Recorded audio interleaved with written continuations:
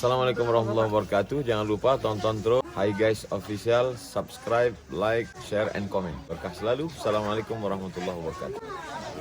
Hi guys, official. Mantap. Afwan Ustaz, bagaimana Ustaz melihat sekarang ada pemerintah mengeluarkan peraturan pemerintah tentang pemberian alat kontrasepsi Ustaz? Kalau kepada pasangan resmi suami istri ya bagus. Bagian program dari pengendalian anak berurut apa tuh? BKKBN. Dulu istilahnya Pak Harto mengatur kelahiran, jarak kelahiran. Tapi kalau diberikan kepada pelajar itu sama artinya kita memberikan peluang anak-anak kita untuk berzina. Ya, jadi saya sebagai pendakwah muslim tentu tidak sejalan pikiran saya dengan memberikan anak pelajar kita alat kontrasepsi. Pendidikan, edukasi, seks ya bisa dimasukin dalam kurikulum, tapi jangan vulgar ya. Kemudian lebih parah kalau lagi dikasih dengan alat kontrasepsi. Makanya saya pikir apa yang mau dicapai dengan peraturan seperti ini. Bukannya pendidikan diperbaiki, UKT-nya perlu dievaluasi kembali ya. Anak-anak kita fasilitas belajarnya diperbaiki. Masa alat kontrasepsi yang saya curiga ini, kecurigaan saya ini program yang orang-orang yang sengaja ingin merusak mental dan moral anak-anak kita. Saya sangat setuju dengan program pemerintah itu revolusi mental. Nah, kalau ini revolusi mental, mestinya mental anak-anak kita diperbaiki, ya. Bukan malah dikasih alat kontrasepsi. Alhamdulillah. Ya tentu pendapat saya sebagai aktivis dakwah, penjaga moral anak-anak kita dan umat Islam dengan dasar la taqrabu zina, jangan dekati zina. Dan pemberian alat kontrasepsi itu berarti bukan lagi mendekati, tapi mengajari anak-anak untuk melakukan perzinahan. Ustadz melihat pergaulan sekarang sebagai dosen, pergaulan di kampus itu antara laki-laki dan perempuan dan seperti apa Ustadz? Saya memang dari dulu seperti itu, tapi tergantung sebenarnya sama dosennya. Kalau saya mengajar terpisah. Kalau dosen yang lain itu biasa satu meja, laki perempuan bersampingan. Kalau saya tidak, laki sebelah kanan, perempuan sebelah kiri, tidak boleh campur. Itu terpulang kepada dosen karena saya ustadz. Jadi saya selalu sampaikan ke anak-anak saya bukan hanya pengajar tapi saya pendidik. Nah, caranya itu kita harus beritahu ini salah, ini benar. Kebebasan memang sangat luar biasa sekarang sebab anak-anak rusak di media sosial. Kebebasan berzina, kalau dulu kan kita ketemu pacar, nanti kalau ke sekolah, pulang sekolah enggak lagi. Besok lalu baru ketemu. Sekarang dia tidak ketemu, tapi ketemu dia video call. Video call itu, dia pakai headset, masing-masing punya kamar. Mulailah dia berzina dengan video call. Ayo, lihat-lihat lidahnya, buka kancing bajunya. Lama-lama tiap malam dia begitu. Akhirnya ketemu, tidak malu lagi karena sudah terbiasa dengan video callnya itu. Nah, kita tentu bingung Ustaz, kalau orang tua dulu fasilitas berzina anak-anak kita itu sangat jarang kan? Boleh dikata tidak ada. Gambar porno aja susah diakses waktu itu. Nah, sekarang semua fasilitas berbau porno itu ada. Internet. Ada orang tua bilang kan diblokir. Betul, diblokir. Tapi ini orang tua dia tidak tahu ada aplikasi yang bisa membuka itu blokir. Dan itu gratis. Nah, kebebasan dari kontrol orang tua terlalu longgar. Kemudian fasilitas mengakses pornografi itu sangat mudah, maka pasti anak-anak kita sangat gampang terlibat dalam pornografi atau seks bebas. Mana buktinya? Ada kan risetnya itu BPKKBN yang memberikan angka, saya lupa berapa persen anak-anak kita sekarang sudah tidak perawan, anak sekolah. Ya. Mungkin apakah karena itu kemudian adanya PP memberikan kondom? Iya bisa jadi itu fenomena sosial seperti itu. Tapi saya kira itu bukan solusi. Solusi yang baik adalah pendidikan. Bagi kita orang Islam ya pendidikan memang berawal dari rumah.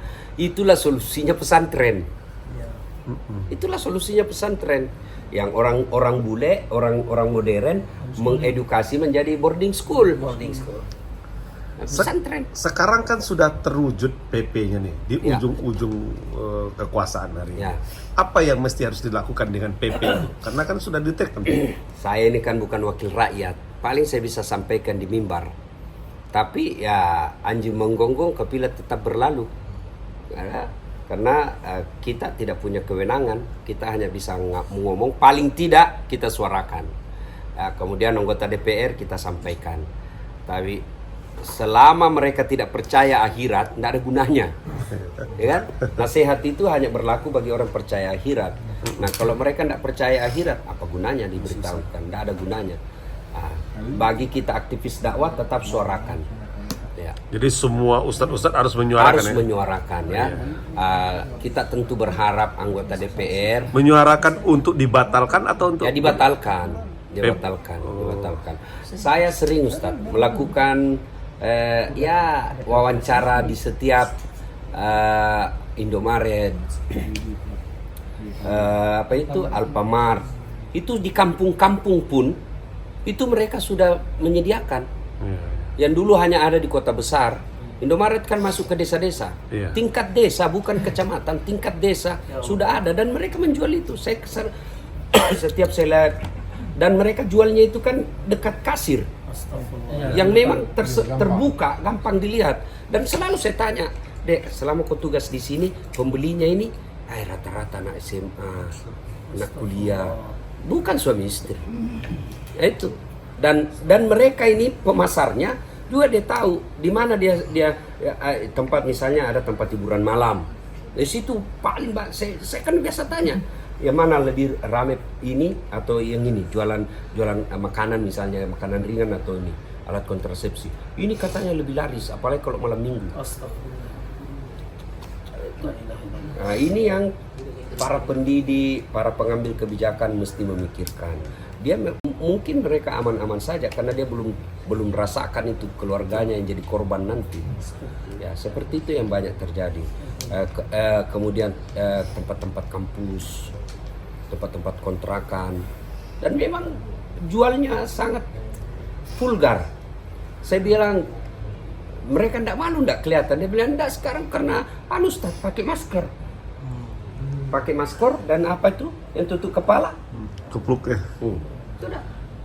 Nah, terus persinahan fasilitasnya paling gampang karena sekarang ada OYO, hotel-hotel yang murah, online, dan ada kecenderungan polisi penggerebekan begitu semakin longgar, tidak ada pengawasan lagi. Jadi kalau sudah begini negara, ya kita negara hukum, ya taat hukum. Solusinya agar anak-anak kita tidak terjerumus, ya kita mulailah dari rumah. Bukan mulai dari rumah untuk memberikan kesadaran anak-anak kita.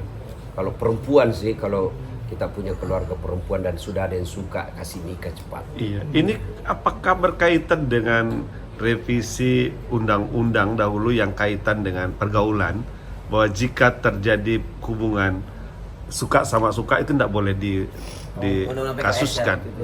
Iya. Itu kan sudah disahkan kan? Sudah. Nah, apakah kaitan dengan itu juga? Itu semua sudah, anak titipan-titipan semua. Karena undang-undang setahu saya itu kan pasti ada sponsornya. Nah, sponsor yang jadi sponsor di situ adalah perusahaan bisnis dunia yang berkaitan. Misal kalau alat kontrasepsi, pasti sponsornya ya merek-merek itulah. Nah, bagaimana dia jadi sponsor? Dia masuklah kepada orang-orang yang mengambil keputusan itu, sponsornya. Jadi apapun undang-undang ini, itulah sehingga kadangkala ada anggota DPR yang OTT. Iya. Ya kan? Karena ada perusahaan misal ya, ini kalau berlaku ini undang-undang hancur ku punya usaha. Ya sudahlah, kita patungan. Gimana ini? Beli ini supaya ini menang nanti ketika voting. Seperti itu.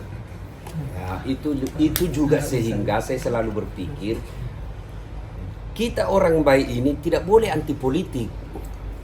Cuma yang jadi masalahnya itu stigma merusak kita ini. Ustadz jangan berpolitik, ulama jangan berpolitik, dai jangan berpolitik. Akhirnya yang masuk politisi orang-orang tidak paham agama. Kalau bicara undang-undang menyeret ke agama, malah menjadi sekuler. Jangan bawa-bawa agama. Tapi ketika mau dipilih, dia bawa-bawa agama. Datang ke masjid, pakai serban. Begitu sudah dipilih, jangan bawa-bawa agama. Kita juga salah karena kita tidak mau peduli sama politik. Ustadz, kita melihat sekarang tidak ada satupun dari organisasi Islam besar yang menyuarakan atau memprotes kaitan dengan PP itu. Apa sebenarnya? Saya juga tidak tahu. Mestinya ormas itu ikut bicara, tapi ya mungkin mereka juga sudah punya sudut pandang. Tapi saya berharap ormas-ormas besar ya bersuara soal ini, aktivis-aktivis pendidikan ya bersuara soal ini ya. Tapi ya enggak tahu lah kenapa tidak, atau mungkin baru mau bersuara. Oke, Ustaz, syukron. Ya. Jadi yang penting bagaimana PP itu dibatalkan ya Ustaz ya. Ya, dievaluasi kembali lah. Siap. Ya, bagi mereka yang peduli tentang moral, ya kan, kita ini, seingat saya rezim ini kan salah satu kampanyenya adalah revolusi mental, ya, mesti memperbaiki moral, ya.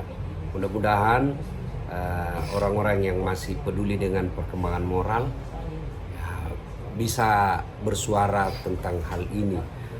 Kan lagu Indonesia Raya bukan cuma bangun jembatan, bukan cuma bangun gedung, bangunlah jiwanya, bangunlah raganya. Nah, itu mesti jiwa dan raga dibangun. Oke, syukron Ustaz. Baik aku. Selamat untuk Hi Guys Official. Semoga liputannya menjadi inspirasi buat anak-anak muda.